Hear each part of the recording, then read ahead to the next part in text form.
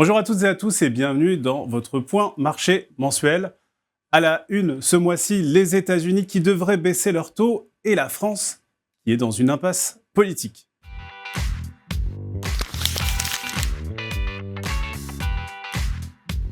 Alors on va commencer par les États-Unis, première économie du monde, mais une économie qui est clairement en train de ralentir.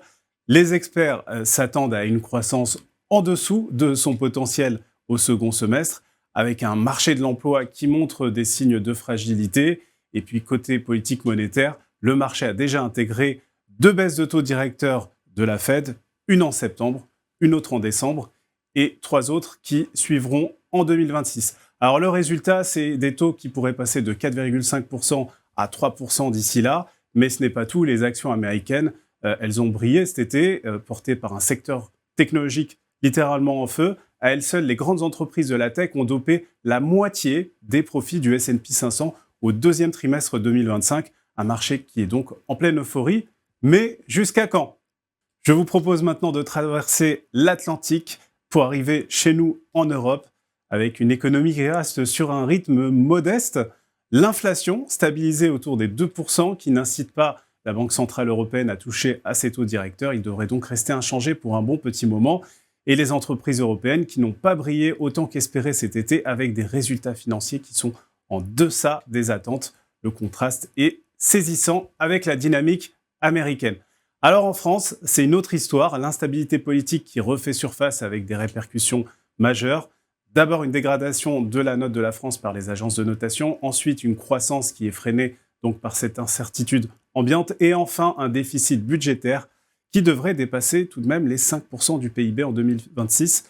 Malgré tout cela, les marchés restent confiants sur la France, donc à suivre.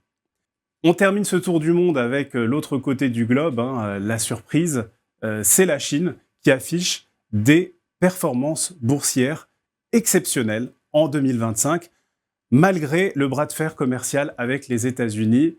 Donc les investisseurs restent confiants sur la Chine. Mais bien sûr, comme toujours, les performances passées ne préjugent pas des performances futures.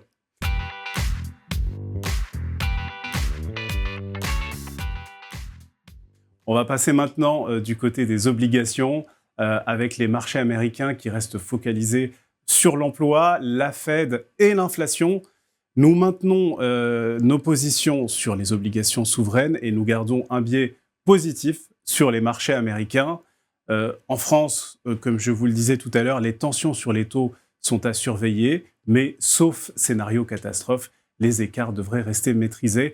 Et enfin, pour les actions, après un été flamboyant aux États-Unis, le marché a comblé une partie de son retard sur l'Europe.